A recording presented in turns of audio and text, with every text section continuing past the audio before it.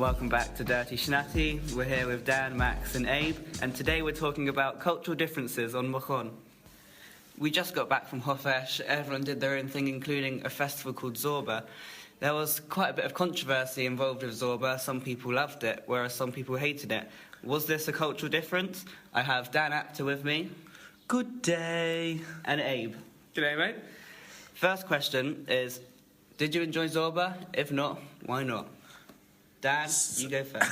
So, to start off with Zorba, it was probably an all-round 1,000 shekel extravagance, not thought through properly, which ended up standing around in the desert, being shouted at by some crazy, smelly hippies, even worse than dirty schnatties, opening my throat chakra and pelvic thrusting at them. So, I mean, like, if ever there's people being paid to waste your time and time that I'll never get to live again, it was Zorba. Not into pelvic thrusting, Dan? So, the thing is, a lot of these sessions were about sex and orgasms and couples therapy, all of which I'm very uncomfortable with, being British and uptight and cynical about every fucking thing I'm told. So, would that be maybe, Dan, because you're from a very conservative, understated, uptight British culture which really doesn't know how to deal with a little bit of nudity? Abe, this is you, coming from you, who would walk around naked the whole festival the whole time. You were naked so often your belly got burned. Thank you, Dan. Don't really know where you're getting that from, Dan, but just to entertain the thought, I wouldn't get burnt. I'm from under the Australian sun where, you know, we don't have an ozone layer anymore and nothing can kill us. Abe, tell us why you enjoyed Zorba so much. Well, you know, it was just beautiful to be out there in the desert. We had some extravagant weather conditions.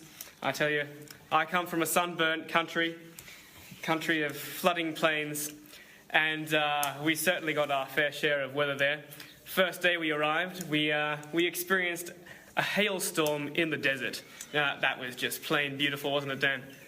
I mean, no. To me, it sounds like the bloody Exodus all over again, and it was about Pesach. We had plagues, as he said, of hail. This hail was about as big as my thumb, so it was actually pretty dangerous. We had wild beasts, including spiders and Abe when he was declothed, and we were lost in the middle of the desert. Well, I was told I was lost at least. Not literally, but spiritually. I was told I needed a lot of guidance. Dan, I think you are spiritually lost.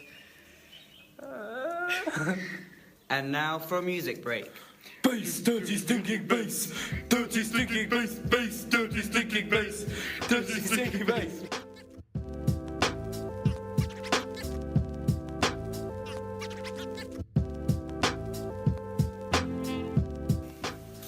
And now for a very sensitive topic here at Machon, the Vegemite versus Marmite debate. Who would like to defend their own product first? Oh, well, Vegemite is very much intrinsic to Australian culture. We've needed it to survive for a couple of centuries now. Generally, Vegemite is fed to kids from a very young age. We like to get into it young. It really helps these children as they grow up under the burning heat of the Australian sun with all sorts of dangers, such as drop bears, to no longer feel any emotions. We get it from car grease, as well as yeast, you know. It's got lots of great vitamins, and it really stops those children from, really getting knocked down and feeling down about having all their friends die along the way as they grow up in an Australian environment. I mean, so the first thing that he said, I have a problem with, he talked about it being an intrinsic part of Australian culture. Now, if the scum you get off the bottom of a barrel from yeast fermenting processes creates Australian culture, well, it's just the perfect metaphor for Australia, having absolutely no culture apart from alcoholism and Vegemite. To me, that just really talks about a slightly inferior country. And the other thing he was going to talk about is that, Otherwise, it could just be, fantastic recycling from a culture born out of being shipped off to the other side of the world and actually ending up in a better place to live than... Is that what you tell the immigrants you sent to Nauru? Okay, ran out of time.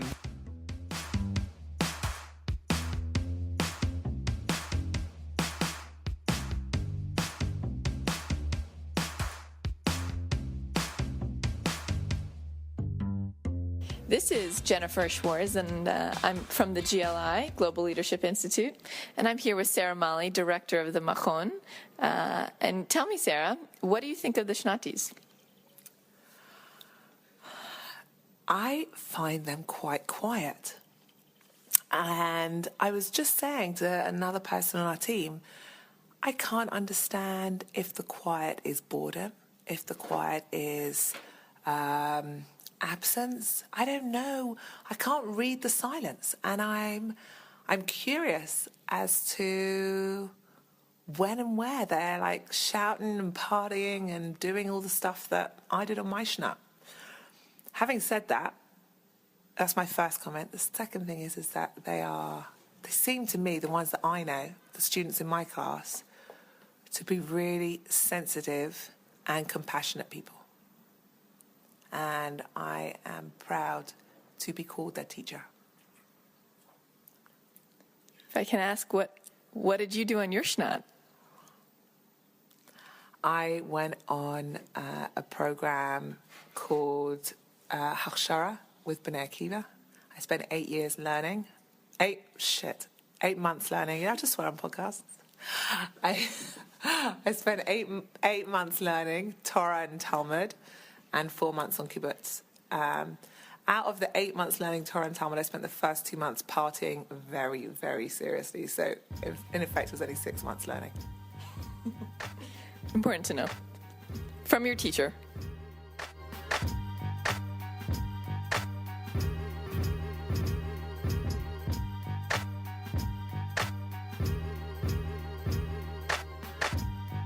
So I'm here with Simon Lipson, the Rosh Chavara of the Machon.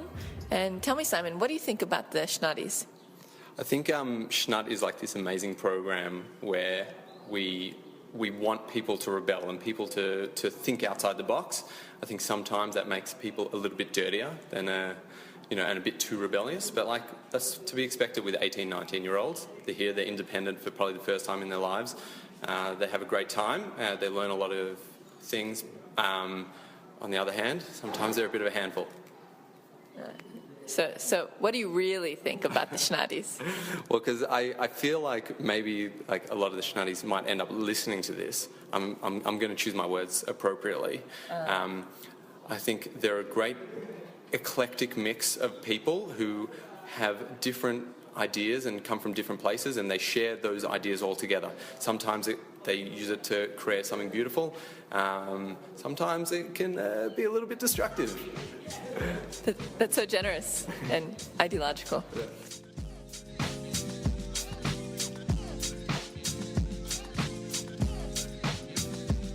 This is Dirty Shnatty by Dan, Max and Abe, and up next is Brendan, TomK and Lono.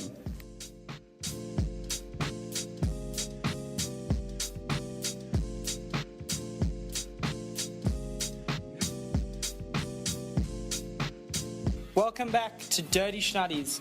We're our new hosts, Tom, Brendan, and Lono. Today on the show, we'll be talking about the survival guide on a weekend at Machon. Now, we'll start with Lono. Now, you don't do a typical weekend as to most Shnatties. What do you do? No, I can't say I do there, Tom. I usually head down to Tel Aviv, spend time with the grandparents where I can get some better food than what's over here. Yeah, fair statement. What are the struggles that you face? What are the hardships that you must suffer through in your journey to Tel Aviv? Well, first of all, you've got that awful bus ride, and I mean awful. I'm talking about an experience a few weeks ago. I sat down about 5 rows from the front of the bus. A man walked past several empty rows to sit down right next to me. And this is an evening bus ride. I want to go to sleep. And this guy just sits down right next to me. I'm like, dude, what the fuck? How old is this guy? Is he like He looked like high 20s. Is he a large man or he was pretty large. Look, I'm not going to shame anyone, but like, Get out of my personal space. Is he No, it's irrespective of the fact that, like, the size of him. It's the fact that there were lots of empty seats behind him. I Exactly. No, but he also had to walk past empty seats just to sit down next to me. Oh Yeah. my god. It was just awful. Were there other seats like behind you that were also, like, was it like an empty bus? It was not a full bus whatsoever. Were you planning on having your feet raised like to the seat on your next to you, or? I was very much considering it. At least like thighs on the other seat, at least. Okay. But no, I can't do that. So the question becomes, how do you, like, get through this for all other Shnatties wanting to travel to Tel Aviv in the future? I think you just got to put up with it. I mean, yes, it's an hour that you'll just never get back, but Okay. like, either you go the route I took, maybe not the best route, but just put up with it, or you can do the Israeli style, which is start yelling at the man until they move. I would could have walk. pretended to fall asleep on his shoulder. Yeah, personally, I fart like a lot of gas coming out of me. I'll try that next time. I'll definitely try that. But I got a mate actually who on IBC, he went on a bus late at night, empty bus, similar story. Guy comes on, sits the row behind him, right? Like the empty bus could sit anywhere, sits right behind him. Next thing he knows, he feels like some moist, like something wet on his feet. He turns around. This guy is vomiting, and it's flowing through. Oh my god, that's It awful. was one of the worst stories I've ever heard. I don't know what I would do in that situation. The buses in Israel, it's a struggle, honestly. I was going to complain about the fact someone sat next to me and talked on their phone the entire time, but that's just awful. Yeah, it's fucked. But Tom, I know that you have a different experience. Yeah. But your experience also involves vomit sometimes. I've heard. Yeah. I mean, that was a one-time thing. We don't need to discuss that. So, what are we doing? We've got a very different experience too. Yeah. Our experience is trying to, like, there are like 3 steps involved. It's trying to find the cheapest drinks. That's step 1.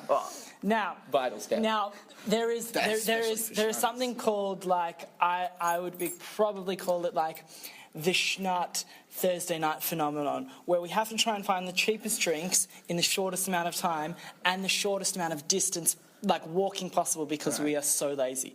So what we found was that either we go buy drinks like the day before in Ben Yehuda Street, where they're actually cheap, but the problem becomes nobody thinks of that. Yeah. So now we have to go to the never. Not once have I done that. So we have to go to the local, like, I guess we Australians would call it milk bar or whatever, and buy vodka there. And the problem is that it's like 70 shek. Now 70 shek, okay, probably not a lot. It's not even that much. Like, you can get cheap stuff. Like there's like a place like 5 minutes away that you can get like maybe 50 5 shek. minutes. 5 minutes. There's nowhere 5 minutes away from here.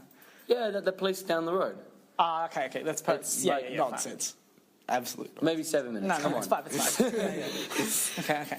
But yeah, the drinks is a struggle. But also, but there's also food. Food is an issue. I mean, yeah, food. Thursday nights, food. I mean, no, because we're all like we have prees. We have we go and we have prees around Ben Yehuda, and then it's okay because there's food there. There's like cheap pizza, cheap falafel, the chip shop, the famous Machon chip shop. Yeah? I'll be honest. Those sauces. You'd know. I hate it. No. I really don't like that place. Get out. Leave. Credit the sauces alone are to die for. I've just had better. I've had better in my life, and when I'm really drunk, I'm just craving for a meal. No, but it's the best. It doesn't satisfy me. It's the best drunk Look, food.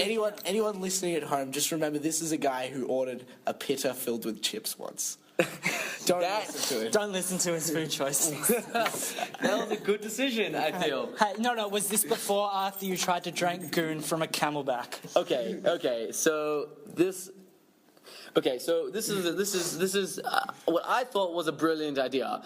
Everyone's like, we're drinking, and everyone buys the cheap drinks, and they drink at Machon or they drink somewhere, and then they go out and party. And I'm a slow drinker. It takes me a while. I know that I'm not going to be able to get it all done in before we leave. So what do? I put it in the camel bag. I put it in that, whatever the things that you put water in. And the things that fit people use to, like, go on hikes. Yeah. Well, in my mind, I was like, I miss goon, so I thought I could get some more goon, and so put cheap wine in there. Anyways, the entire night I was drinking it, going on, drinking, partying, drinking while dancing. I was drinking it, everywhere. I think I vomited like 3 times Sorry, that night. question. Was it your Camelback?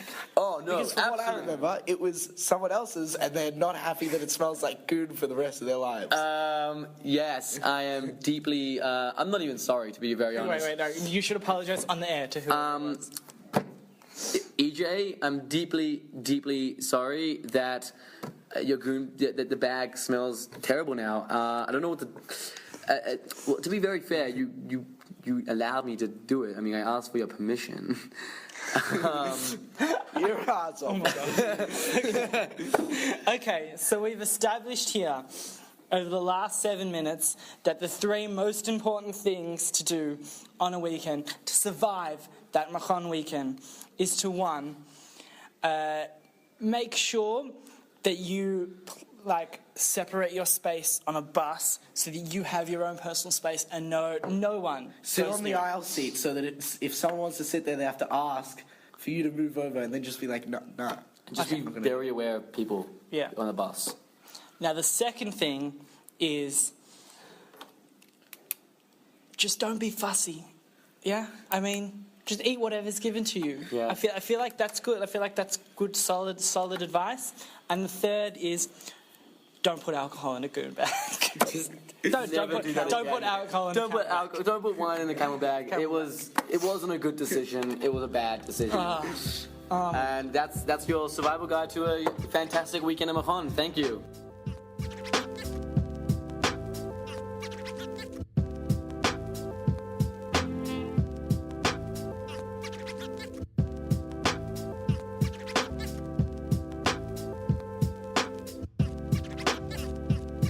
And that's Dirty Shnatty with Tom, Brendan, and Lono. Thank you so much for tuning in with us this week. Next week, we hope to see you again where we discuss the traumas of living with people from South America.